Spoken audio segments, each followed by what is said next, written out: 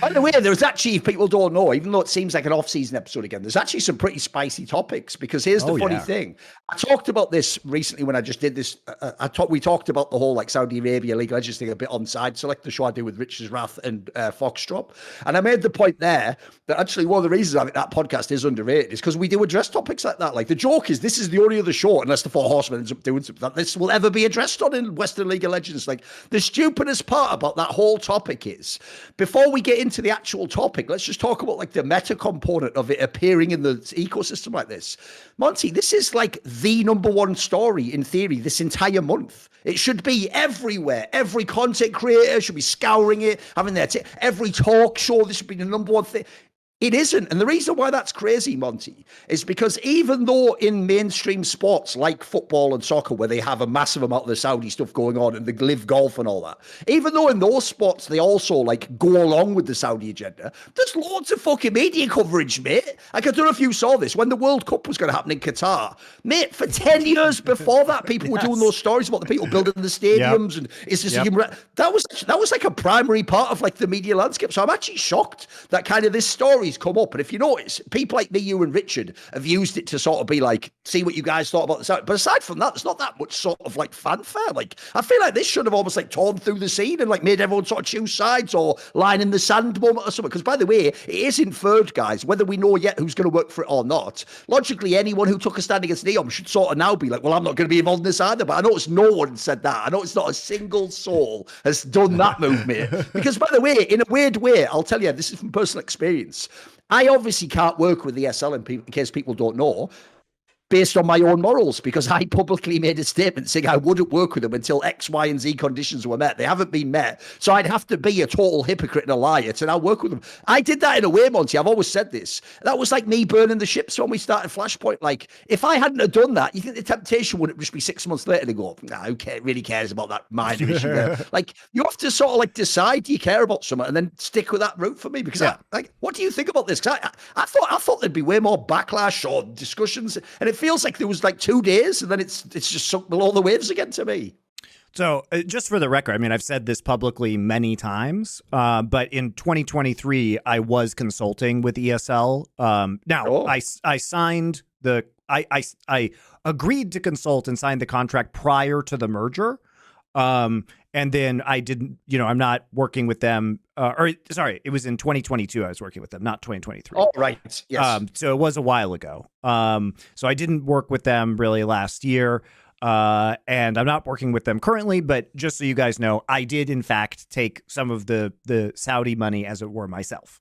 I do consulting gigs for a variety of different entities at different times. I have consulting gigs right now that I'm working on, which have nothing to do with any authoritarian governments. But I do think that this is really, as you say, it should be a much larger topic than it ends up being. And credit to the people who have spoken out. Sure. I mean, for example, Sideshow, just so you guys know. Yes, I actually thought his video was excellent. Yeah. His video was incredibly good. Sideshow is one of my former colleagues from the Overwatch League. He is now a Valorant caster for VCT Americas. And on his channel, you can look it up. He did an entire, I think it's like an hour-long video that kind of debunks all of people's bullshit around Saudi Arabia. And he really just draws a line in the sand himself and says, like, this isn't okay. And I think it's very bold of him. Just to hit the nail on the head again, he works for VCT, guys, which is Riot Games. Like, this is actually mega edgy to have the balls to come out and do this, but fair play, Yeah, so really, I do think you guys should go watch that video, and I do think you should leave a comment either on social media or on his YouTube video if you do that and support him, because the more visible support he gets, I think the more people will be likely to kind of join with him. And so, the reason also why I think you'll be able to handle his videos is not a really dry video. Like, he does tell you a bunch of news story stuff, but he does it in a fairly palatable way because he's a very amiable character. Like, he actually references himself a Richard Lewis video that has a lot of this info in as well. But fair play that he actually did go and run it down himself. Like, I'll give you a random example to tease you, right? To make you think, well, why would I care about this video? It's not actually about esports. It's about, like, what Saudi Arabia does. I'll give you a random detail he mentions in this video, and this alone will make you think, What? That's not how I heard. So, you hear that famous refrain, Monty. Everyone's heard it that goes, hey, they're becoming a more progressive country, man. Like now they let women drive since 2019. The detail Sideshow mentions is that apparently the activists who basically did the campaign that successfully got women to drive were still put in prison themselves. Great. If you don't understand that, guys, that is what authoritarian fucking cultures are like. And then also, I'll just throw this out there. There was also loads of cases, which he also mentions, of people, no joke, doing a tweet that's like mildly against the government, Monty. 10 people seeing it and them getting like 29 years in prison. So like, my point here is, one, this ain't just some minor thing like you thought. And then two, anyone who's sold you this idea that it's sort of like, well, there was some stuff in the past, but they've sort of almost finished and wrapped it all up. It's like not even vaguely close. So again, by the way, I'm not saying whether this should be, you should work in esports, whether you should go to these events. I'm just saying it's certainly interesting material, isn't it? Like, I don't think people knew some of these. I didn't know some of that stuff before Richard revealed it. I remember in a video in the past. Like, I don't know about you, by the way. Here's one thing I wish we could all do, by the way. It's why I actually hate the fact that people have made these stupid statements one way or another without knowing, Monty. It's like, can't we all just admit we don't know everything? Like, if you ask me about a random country I haven't looked into, so Saudi Arabia would have been that like a 2 years ago or something. If you go, what do you think about the way that, I'll pick a random one. What do you think about the way that Jordan handles their rights for women who were divorced? You know what my opinion would be? I don't know anything about that, mate. I wouldn't go, right. Well, here's my super hard opinion. That like, I don't know anything about it. Like, is it not... Are we all pretending we just know everything about every topic, guys? Like, there's plenty of topics I know fuck all about. That's why also, to bring it back, that's why I actually hope the industry does address topics like this, because I actually do think in the modern day, it's not that fans are total idiots, Monty. It's that they're not used to taking facts and, like, connecting them and making a pattern. You have to actually do that, like, work for them. I'm sorry you do. Like, I've seen it in my videos. You can even just drop a hint. Like, I'll give you a random one, Monty. When I did my interview with Simple in CSGO recently, he actually dropped a couple of, like, little drama bombs. But because he did it in, like, a sort of, like, soft-spoken way, and he didn't emphasize that it was, like, a bomb. He just sort of, like, mentioned, like, maybe Guardian wasn't injured in the major final where he said he had a bad wrist. But he said it in a way where it's, like, not a big deal. No one picked up on it. It wasn't even, like, a big deal. No one even mentioned this detailing. It was, like, in theory, that's, like, a scandalous thing to suggest. So, similarly, I feel like the problem with these stories is if you just drop the story with all the info, people just go like, so, but what does that mean? Or they say that shit that they all do that I know drives everyone crazy, Monty, where they go, oh yeah, well, what about events in the USA? God, Jesus. Please. Because as Richard has pointed out 1 million times, there has never been an event, to my knowledge, where the US government sponsored a tournament. Joe Biden himself was like, I'm overseeing this. And then they actually started just killing people. Listen, guys, I don't want to seem too like, rah, I support America, USA. But I don't remember that happening in esports. I'm just going to put that out there. I feel like I would not only remember, but that might actually be an appropriate moment to stand against the United States. If they indeed did do that, I wouldn't be on your side then, guys. Yeah, and what a silly topic. Yeah, and by the way, like, I mean, I don't approve of all the things that the U.S. government does, but to your point, they're not running the esports events, guys. Like, yeah, they've done some sponsorships. Like, we've seen the U.S. Army or the U.S. Air Force do some sponsorships for events, and there has been, by the way, very public pushback against that occurring. Like, people have actively discussed how they do not like that, and it has been, especially in Counter-Strike, a big topic of conversation. So yeah, I think there's a lot to kind of unpack here about what's going on, because I'm going to catch everybody up to speed on what exactly this is, because especially League of Legends fans, I don't think would understand what's currently going on, because if you're not paying attention to other esports, the Saudi events that happened this past year were not in League of Legends. So we got to see, PUBG, Counter-Strike, Rainbow Six. They did the Riyadh Masters. They did a massive Dota tournament that had a huge prize pool. So they did PUBG Mobile. They did Tekken. They did Street Fighter. They did StarCraft. So pretty much every game except League. And Valorant, except for League and Valorant. So most other esports, like fighting games, FPS games, I think they did Fortnite as well. Okay. So so Epic has been involved with this. They did Rocket League as well. So Epic's two titles that run esports competition are Rocket League and Fortnite. They did those. So it's basically kind of all the developers. So it was Valve was involved, Ubisoft was involved, Epic was involved. Just what it kind of like wasn't Riot, and then the fighting game companies. So what happened was there was a tournament that took place in Riyadh, and it was called Gamers 8. And Gamers 8, so the total prize pool for this event was $45 million. It ran for every over game combined, all for together. every game combined.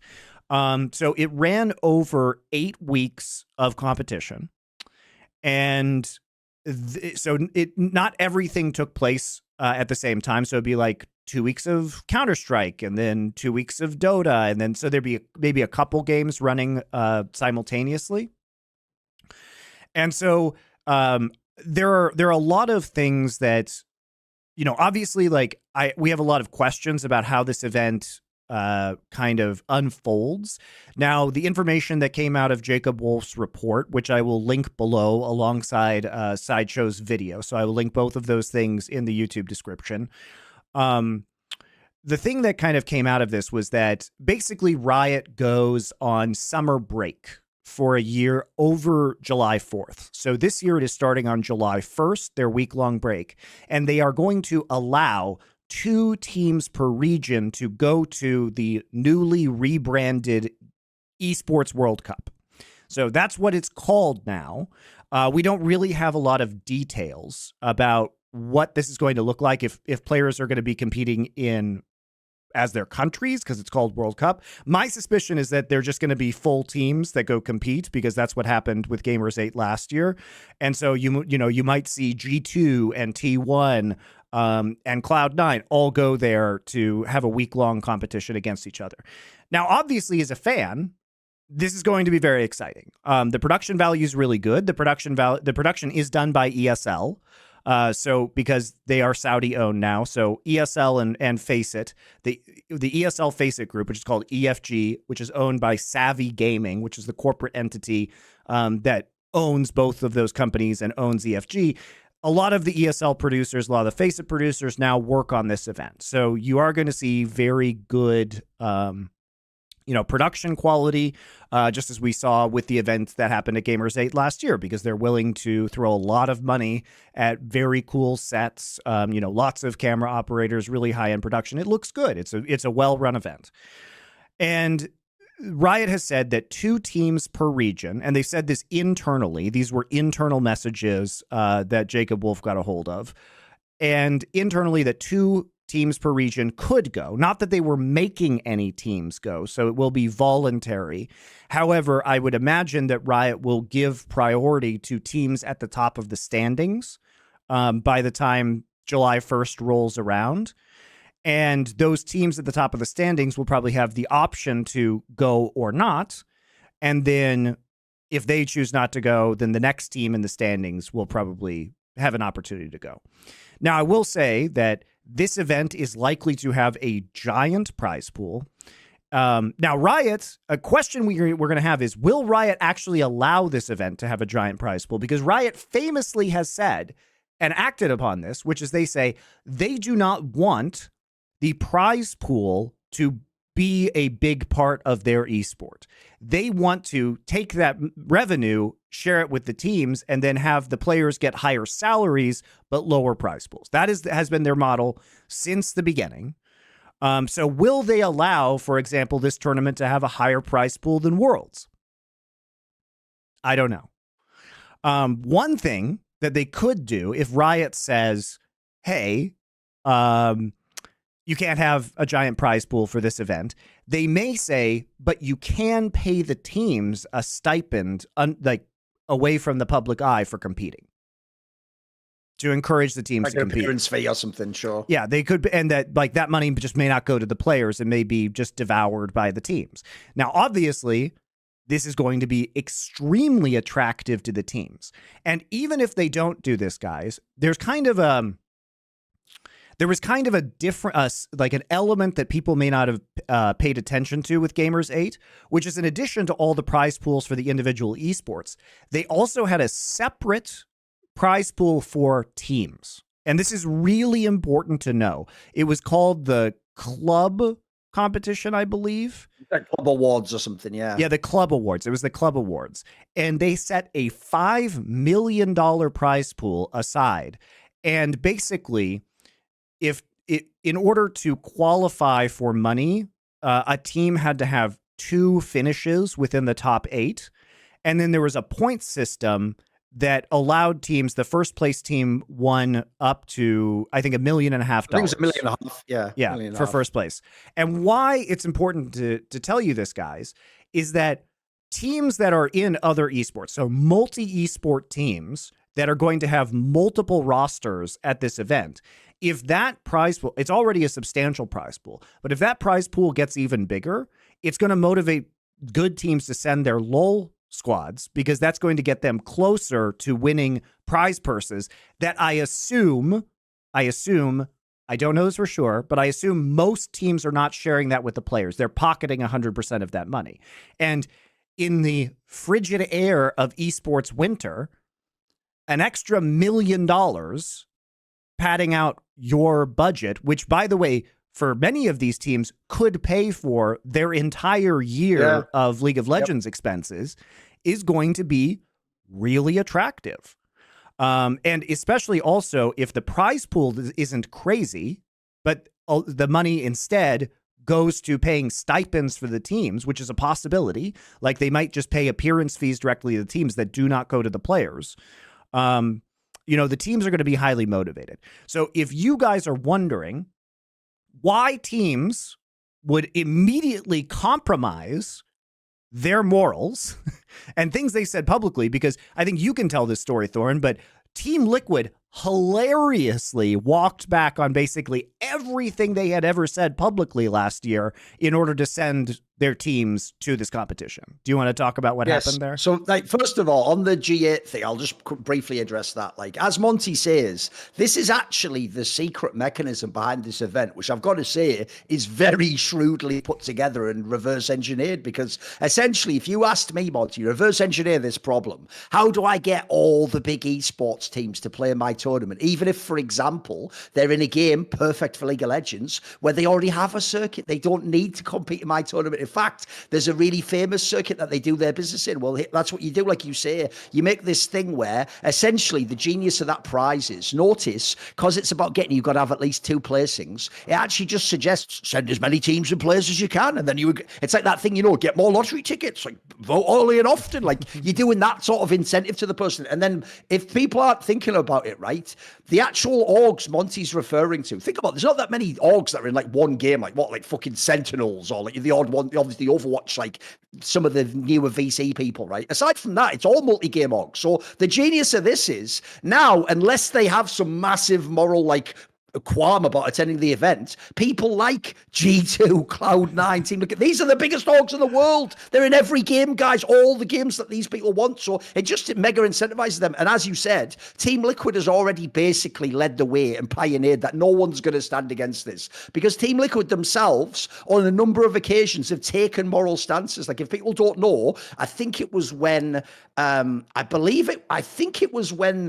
Texas maybe had that thing where they were saying they were going to make the school say you couldn't sort of show LGBT stuff to kids or something. When that happened, I think this is what happened. I think Liquid 112 made some sort of a statement where Team Liquid sort of apologized to fans or something and suggested something like that they wouldn't feel safe going to Florida or something. It was quite a strange way to phrase this, right? Or they were speaking against injustice or something. But then the joke obviously is anything you think that Florida's doing, Saudi Arabia is doing times a million, but they still attend events in Saudi Arabia and go to ESL events. So what happened was when the Gamers 8 tournament came along, because they have been an org that has tried to stand in favor of civil liberties and stuff, and obviously this sort of clashes and gives you some cognitive distance of how could they attend the event? Well, it's even worse. They not only attended the event, but it turns out they did an apology tweet again where they sort of were sorry, we have to attend the event, but it's esports, where we're going to get the money from and that, and we're doing. And then in the tweet, this is so meta and next level, it's insane. In the apology, they say something like that they're going to give some money as a donation to a charity that obviously goes in favor of LGBT stuff. But this is the punchline of it all, guys. And this punchline is so perverse, but it will show you who the esports industry history is. It turned out later, I can't remember if it was Richard or someone else who actually found this story, but it was broken as a story. It turned out later that the actual tweet that Team Liquid made qualified, and they knew this, as part of a social media campaign for these orgs attending, and the one that got the most engagement, like from actually counter-signaling the event and seeming like you're the good guys, would then win itself a cash prize or something mad like that, which would have covered the donation. So the joke is, I made this joke privately when people brought this topic up. I said, at what point in time, because they're going to spin that as like, well, at least we're giving some of the money here to a good cause. It's like, at what point in time does that just look like what you actually did was say like, oh, sorry, all like gays and minorities, like we stand in your favor. And then someone's like, what if I give you 10 million? And you're like, how much cut do you guys need? If I give you like $1 million of the 10, is that okay? Like, can I keep the other 9? Like, what do you do? It's almost like that at that point in time. Like, the premise is you either stand with it or against it. Like in this scenario, they just sort of PR'd their way out of it. I will say they got away with it. It's another one of those things where people didn't put 2 and 2 together. But when you actually find that information out on that report, again, I can't remember who did the report. That's kind of, it's pretty eye-raising stuff, but you sort of see the stakes we're playing at here. Because as you say, Monty, this also, like the LCS walkout, it is the worst time ever to ask orgs to take a moral stand on financial grounds. Like, it's the one time in history maybe where they can't do it unless they're going to go bust, right? Right. And by the way, to describe how that like social media competition worked, they had to use the hashtag for Gamers8. Yes, so it was impression. So by the way, they could have made the statement without using the hashtag, but then they chose to use the hashtag. That's why it seems obvious that they intentionally also wanted to sort of double dip, as it were. Yes. Yeah. So it was pretty absurd. And, honestly, like, again, all of this would be fine if these orgs hadn't made so many public attempts to stand up for causes, because here's the real test, guys. It didn't cost them any money earlier. In fact, it may have gained them money because they were taking popular stances that would endear their fans to them. So if your org has been doing this, nobody made them do any of these things. In fact, I don't really have an issue with teams competing in this tournament if they didn't say anything previously. But if they were holding themselves to a standard that made their fan base like them and feel good, they better fucking, hew to that standard now, because this is the real test. When the money is there, are you guys going to be the ones taking it? And basically, why this is so complicated is that it really is ingeniously designed because of the club awards, right? The teams are incentivized to go because they realize they can make a lot of money by sending as many divisions as possible. And the players are going to push the teams to go because they're going to see a $5 million prize pool for League of Legends or another game, right? I think that the prize pool is like 10 million for the Dota event. It was huge. It was enormous. It was like 5 or 10 million, I think, just for Dota. And the players are going to see that. And obviously the players are going to want to go.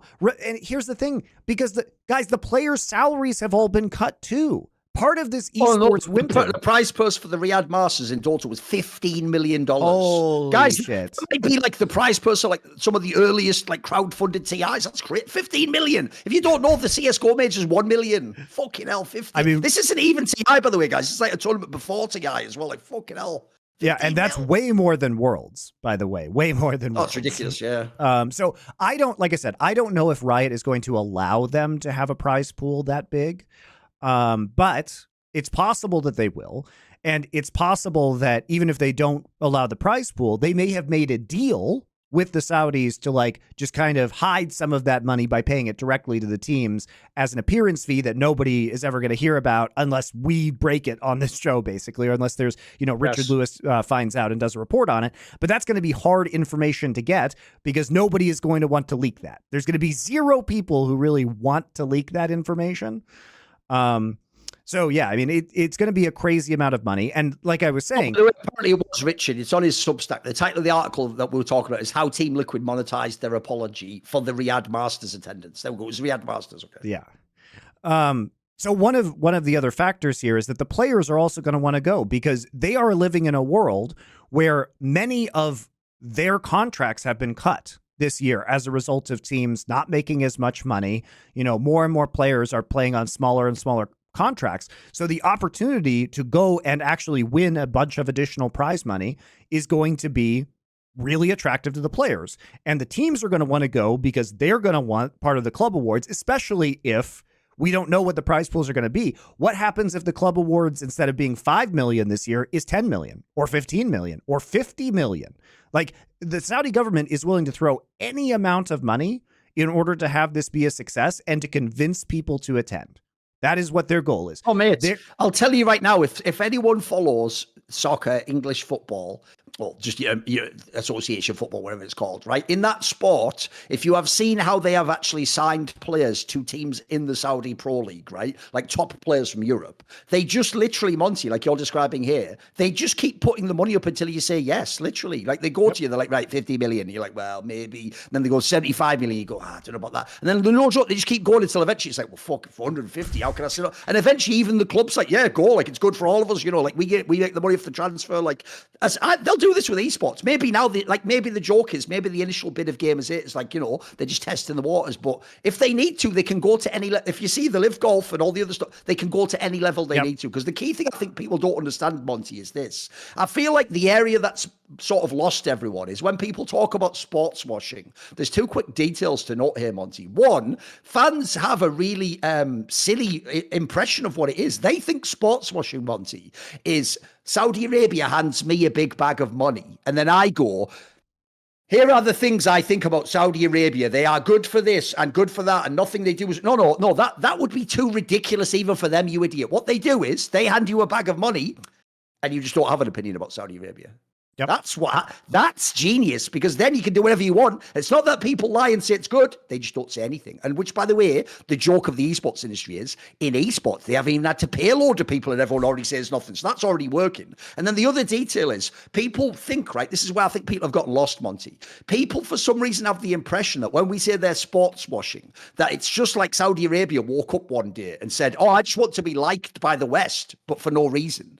Because remember, like, these games don't make money. I mean, even those spots they're buying, by the way, initially won't make them much money because they're blowing all this money and it's actually not well monetized. But the part people don't realize is part of the reason supposedly this is going on is because if you think of the current world we live in, the notion is we're not supposed to, in theory, be like all about oil and the like that type of energy resources, which is obviously their main industry. So I've heard basically the other factor is, it's why you notice simultaneously stuff like Neom and that Line City and stuff is also in the same sort of background of all this, because the premise goes, as far as I know, that they want to turn like their countries and parts of the Middle East almost into like Middle East Las Vegas. I mean, not with obviously the degeneracy angle, but as in like a resort type place that you go to and it's like a cool place to live. And the reason I give that example, Monty, is just go back, guys, for real, and look at like pictures of what like Las Vegas looked like in 1930 or something. Your mind will be blown. You'll think it was there for a long time. It wasn't. That stuff got built up really quick. I mean, there's the famous thing of Times Square in New York, the picture where it's like super old fashioned, and then like 100 years later it's got everyone. So I think people are underestimating, like, the Saudis aren't just doing this for a joke. They're trying to like make the whole world sort of pay attention to their region. So this has got way bigger like stakes than esports. Esports is just like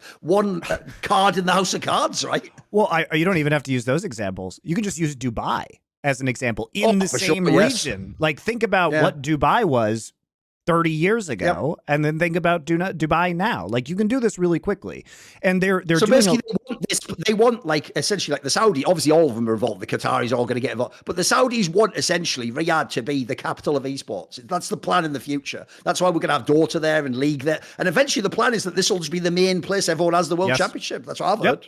Yep, that is 100% the plan. Like, I think it's very obvious that it's starting here. But the end result of all of this is going to be the Saudi, the Riyadh major.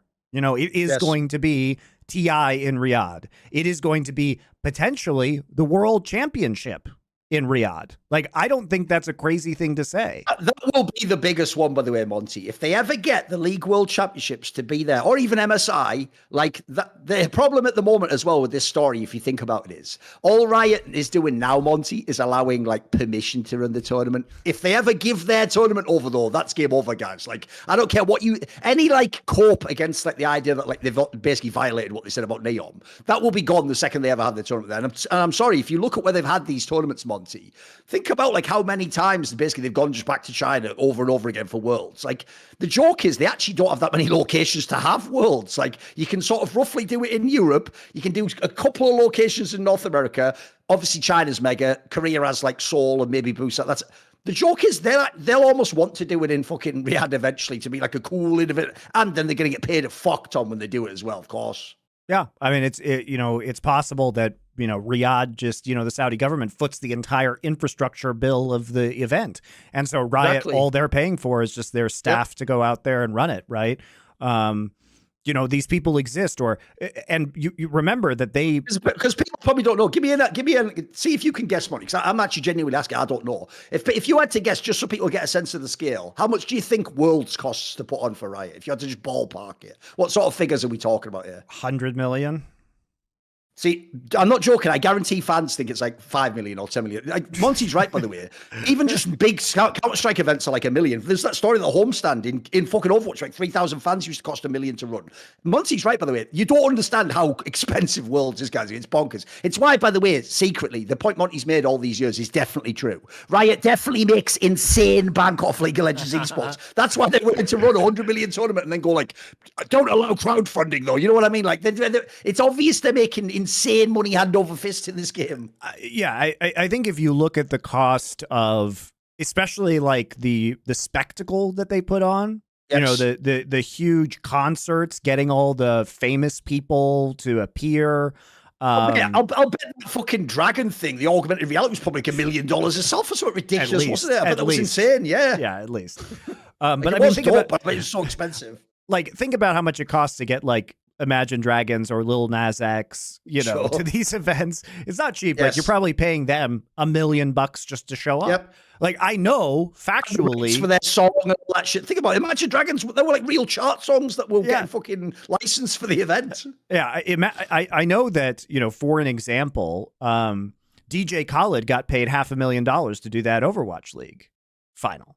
And that was nowhere near as, it wasn't like Lil Nas X is doing, a custom song for them, right? And they have the music video that they've got to make. I mean, it is.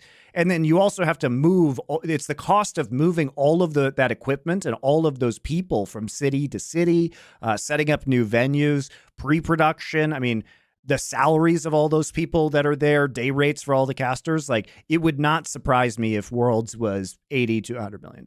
That would not surprise me at all. Oh, by the way, I'll give another detail that I haven't seen mentioned on a lot of shows. You know, one of the annoying things about this topic, it's why actually, for real, Monty, I'm not joking. I don't think it is just moron fans. I think some of this is like astroturfing, where some of these accounts are like industry plants and they're just doing this to they're Saudi plants. And ball.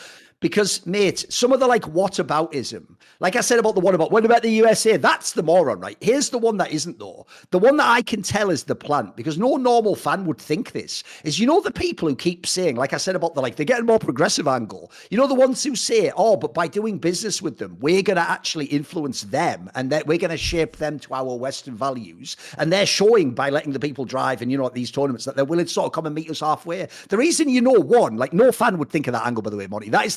That's come from I can hear the cogs turning in the focus group of but how do we spin this so it's a good thing? So they've done that. And then secondly, here's why I know that isn't true, Monty. Because not only did I point out, if you go watch Sideshow's video, there's even areas where they claim actually the country's gotten worse under this new regime. And some people think it was worse than the past ones. But if you just look in esports, we've already seen a couple of examples that show they are not in any way making concessions to our values. So I'll give you an example. So obviously they can't just openly at the tournament, Monty, be like, we're here at Gamers 8, no Israeli people. They can't do that because that would be an international incident. But because, and this is before all the stuff that happened recently in Israel and Palestine, because obviously, surprisingly, Israelis aren't always popular in Middle Eastern countries for reasons that you will now obviously very readily be aware of in light of what happened since, right? When the players for Vitality, for example, they have 2 Israeli players and they're the best Counter-Strike team. When they were at Gamers 8, supposedly they had to have personal security.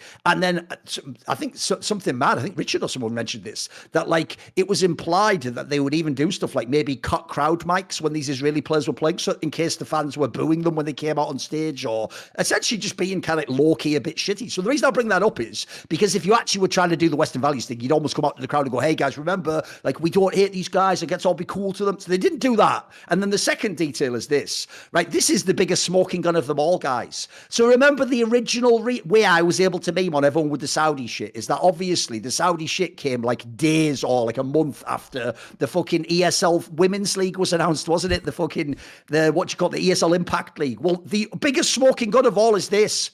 There is no Saudi team in the fucking Women's League because, spoiler, their women don't play esports games. That's the dumbest part of it all. They don't even, not even just as a gesture, put a team in their own tournament, for fuck's sake, guys. So, like, I'd go ahead and say, without knowing these people, it doesn't seem actually like they're the ones that are coming to our side. In fact, are you ready, Monty? This might really blow your mind. If there's two of us, right, you are someone who would like a lot of money. I have a lot of money. Who will be more shaped by our transaction in which I give you a lot of money? Like, yeah, I don't think this one's that hard a nut to crack, is it, guys? It's obviously the other way around. We're obviously compromising to their values, aren't we? That goes without saying, guys. In fact, if anything, this is actually a more serious point, actually, as to why I despise these sorts of things, as in not just the event, but like this whole fanfare of like, is it the right politics, is it not? Because in a way, this is even more perverse to say that you do support something and then all your actions do the opposite. Like, are you even, in this case, as like the Frankie example, you're even directly working for and funding the people you say you stand against in the world. Like, that's, to me, I know it's partly because I'm autistic, but I can't handle cognitive dissonance. Like, I wouldn't be able to sit in a room like that, Monty. I'd have, like, you know, the two things would be grinding up against each other in my mind. Like, I've got to resolve this somewhere. So I'm lucky I've resolved my life, but I don't know how everyone else handles this. I think it's crazy, mate. See more cool, funny, interesting clips based on topics from my content? Well, subscribe to this channel then, or, you know, be a pleb and don't.